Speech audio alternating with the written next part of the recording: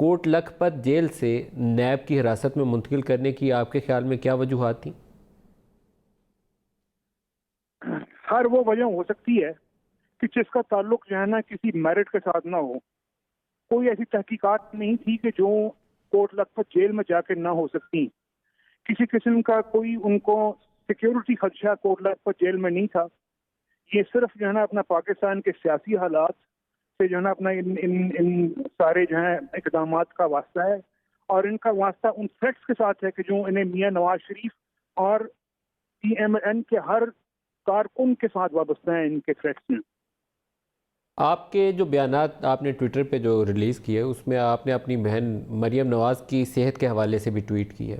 مریم نواز کی صحت کے حوالے سے بھی آگاہ کر سکتے؟ جی میں بالکل جو ہے اپنا آگاہ کروں گا کہ میں نے یہ 2-3 دفعہ ٹویٹ کر چکا ہوں کہ جناح ہسپتال سے ڈاکٹرز کی ایک ٹیم ان کو دیکھنے کے لیے آئی اور اس نے ان کا معائنہ کیا. انفارچونیٹلی جو ان کی فائنڈنگز تھیں وہ انہوں نے آج تک ہمارے ساتھ شیئر نہیں کی, اور نہ ہی جو ہے مریم نواز تک جو ہے نا ہمارے کسی ڈاکٹر کو رسائی دی گئی. دیکھیے جی کہ اگر آپ ایک مریض خواہ وہ قیدی ہی ہو اس کی فیملی سے بات چھپائیں گے, وہ تو اس سے جو ہے آپ بات چھپائیں گے, تو کیا آپ انصاف کر رہے ہیں؟ اور کیا جو ہے نا اس سے زیادہ میں کیا تحفظات یا خدشات کا اظہار کروں؟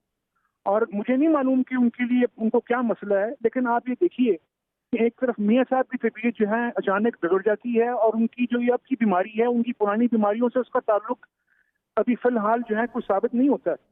اسی طریقے سے مریم نواز شریف جو ہے نا وہ بیمار ہو جاتی ہیں جو نا اچانک, اور پھر اس کے بعد ان کی طرف سے ایک مجرمانہ غفلت, ان کی طرف سے ایک مجرمانہ خاموشی, اس کا جو ہے نا ہم کیا مطلب لیں؟